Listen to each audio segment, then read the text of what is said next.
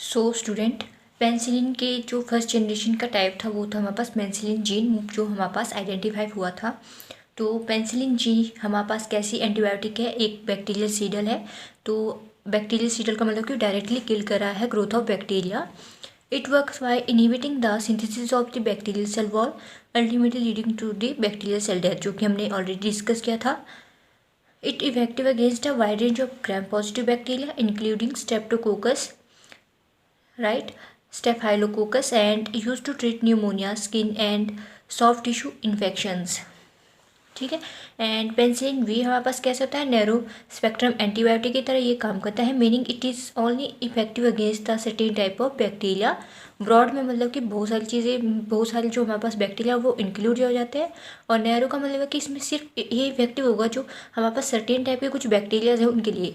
इसका यूज़ होता है हमारे पास for strep throat, skin infection and respiratory tract infection caused by the susceptible bacteria।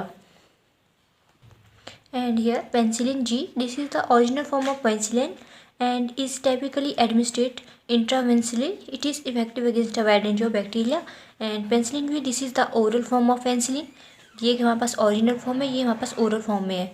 ठीक है। And is commonly prescribed for testing strep throat and other mild to moderate infections। And penicillin G and V are the first generation penicillin used to treat infection due to susceptible organism, जो कि हमने अच्छे से पढ़ लिया है। तो ये है इसके कुछ हमारे पास साइड इफ़ेक्ट, हमने देखते हैं नोज़िया, वॉमिटिंग, डायरिया, दोनों से यही होंगे। एंड ये इसका हमारे पास स्ट्रक्चर है पेनिसिलिन जी का, and this is the structure of penicillin V. And penicillin V का फॉर्मूला है C16H18N2O5S।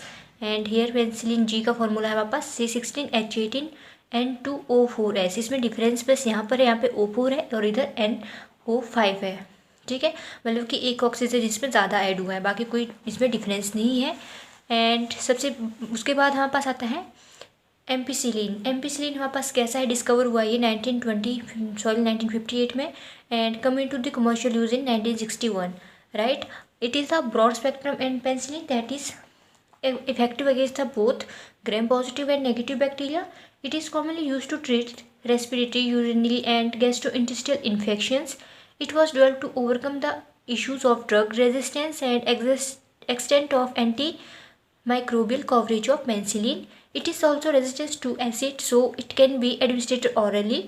This activity outlines the indication, action and contraindication for ampicillin as a valuable agent in the treatment or treating the certain bacterial infections like those from E. coli or S. pneumonia, etc. And it is a beta-lactam antibiotic and classified as aminopenicillin। ठीक है।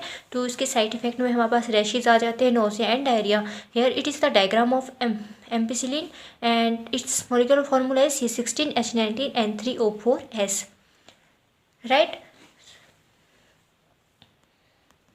And next है amoxicillin. इसका जो हमारे पास formula होता है वो होता है C16H19N3O5S। A semi synthetic penicillin that is similar to ampicillin. ये हमारे पास सिमिलर होती है एम्पेसिलिन के साथ, but has a broad spectrum of activity. It is commonly use to treat ear infection, right, pneumonia, etc. It has also role in antibacterial drugs, and this is its diagram।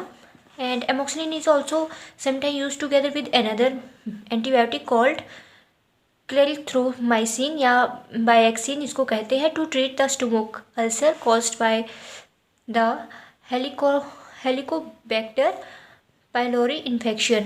This combination is sometime used with the stomach and acid reducer called lansoprazole, या इसको बोलते हैं prev acid. ठीक है। सो इस video में इतना ही। Thanks for watching. नेक्स्ट में हम बात करें जो हमारे पास फर्दर जो डिस्कवरीज हुई थी पेनिसिलिन से रिलेटेड उसके ऊपर। Thanks for